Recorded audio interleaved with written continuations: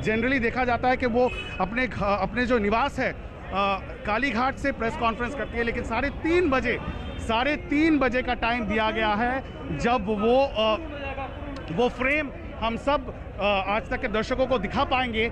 जब फिर से मुकुल रॉय और ममता बनर्जी एक ही फ्रेम में, ममता बनर्जी का खास हुआ करता था मुकुल रॉय, बहुत ही क्लोज एड माना जाता है ममता बनर्जी का। एक समय पे लोग तृणमूल में कहते थे कि वो दाहिना हाथ है तृणमूल में ममता बनर्जी का, और आज उनका इस तरह से घर वापसी हो रहा है। और देख सकते हैं बाहर किस तरह का मीडिया का जवाब रहा है, उसके साथ साथ पुलिस का भी एक बड़ा प्रेजेंस यहाँ पे दिखाई दे रहा है। हलचल बहुत तेज़ हो गई है। 3:30 बजे का वक्त है और करीबन 1 घंटा मुकुल रॉय अंदर चले गए हैं। उनके साथ साथ शुभ्रांशु रॉय भी है, उनका बेटा, और अभी इस वक्त ममता बनर्जी के साथ बातचीत हो रही है। अभिषेक बनर्जी भी कुछ देर में पार्टी ऑफिस में पहुंच जाएंगे। और मुकुल रॉय जब निकले अपने घर से, तब कह दूं उनके साथ साथ उनके कुछ समर्थक भी उनके पीछे पीछे यहाँ पे आ रहे थे। और हमने ये भी देखा रास्ते में कुछ तृणमूल समर्थक रास्ते में भी खड़े थे और तृणमूल का झंडा लेके मुकुल रॉय को वेलकम करने की कोशिश कर रहे थे। तो खासा उत्साह और जोश तृणमूल कांग्रेस के अंदर है, क्योंकि तृणमूल कांग्रेस ये मानती है कि बीजेपी के लिए पश्चिम बंगाल में ये एक बड़ा झटका है।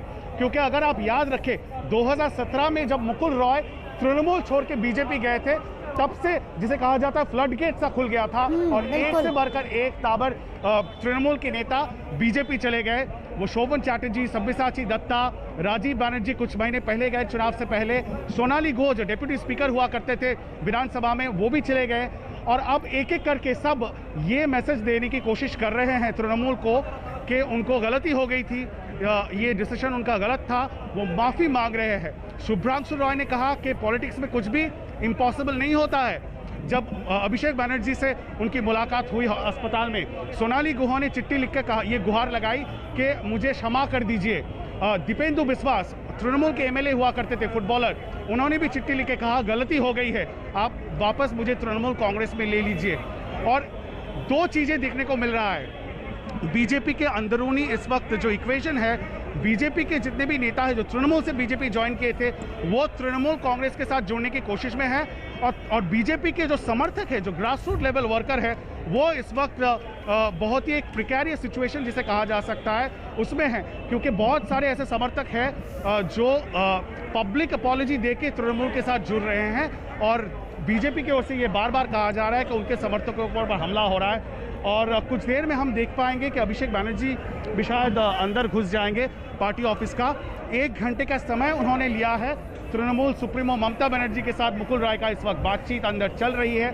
3:30 बजे मुकुल रॉय को फॉर्मली तृणमूल कांग्रेस में फिर से री इंडक्ट किया जाएगा। और जैसा इंद्रो आप लगातार बता भी रहे हैं कि 3:30 बजे का वक्त वो होगा जब एक ही फ्रेम में ममता बनर्जी और मुकुल रॉय दोनों साथ साथ होंगे। वापस से वही तस्वीर दिखेगी, लेकिन एक तस्वीर जो हम टीवी स्क्रीन पर दिखा रहे हैं वो 2017 की तस्वीर है, जब मुकुल रॉय बीजेपी में शामिल हुए थे। तमाम दिग्गज नेता, देखिए रविशंकर प्रसाद को देख सकते हैं, कैलाश विजयवर्गीय उस वक्त उस तस्वीर में नजर आ रहे हैं। लेकिन आज की वो तस्वीर जिसका इंतजार 3:30 बजे तक करना होगा। पर ऐसे में देखिए बहुत सारे ऐसे लीडर्स हैं, क्योंकि अगर 2017 के बाद की बात की जाए, पहले मुकुल रॉय पर एक फौज पूरी टीएमसी को छोड़कर चली गई थी, लेकिन क्या वही लोग वापस आएंगे? और दूसरा, उनको एकोमोडेट किस तरीके से किया जाएगा? क्योंकि कहा जा रहा है कि कुछ तो हार्ड लाइनर थे और कुछ सॉफ्ट लाइनर थे, तो कैसे एकोमोडेट किया जाएगा पार्टी में? ये एक बड़ा सवाल है नवजोत, बिल्कुल ये एक बहुत ही बड़ा और महत्वपूर्ण सवाल है। तृणमूल के अंदर भी इस बारे में इस वक्त चर्चाएं तेज हो गई है, क्योंकि आपको ये याद रखना पड़ेगा तृणमूल के अंदर भी ऐसे कुछ लोग हैं जो ये मानते हैं कि जो लोग तृणमूल छोड़ के बीजेपी चले गए, एक अहम मौके पर चुनाव से पहले उन्होंने गद्दारी की और उनको तृणमूल में वापस लेना बिल्कुल नहीं चाहिए। तो ऐसे भी एक सेक्शन तृणमूल कांग्रेस के अंदर है। लेकिन मुकुल रॉय, जैसा कि हम कह रहे हैं, उसमें एक स्ट्रैटेजी भी है, एक पॉलिटिकल स्ट्रैटेजी भी है। ये एक बहुत बड़ा झटका देने की कोशिश है बीजेपी को, क्योंकि मुकुल रॉय सबसे बड़ा तृणमूल कांग्रेस नेता है जो बीजेपी में गए थे। दूसरी बात यह है कि कुछ दिन पहले हमें बिल्कुल याद है साफ साफ, जब नंदीग्राम में चुनाव की कैंपेनिंग ममता बनर्जी कर रही थी और हम खुद नंदीग्राम में थे उस वक्त, तब चुनाव प्रचार के अंत में लास्ट दिन जो लास्ट कैंपेन रैली था, वहां पे ममता बनर्जी ने सबको चौंका दिया था, ये कहते हुए कि मुकुल रॉय उतना खराब नहीं है। उन्होंने बांग्ला में कहा था मुकुल उतना खराब ना, जिसका मतलब ये होता है कि मुकुल उतने बुरे नहीं है।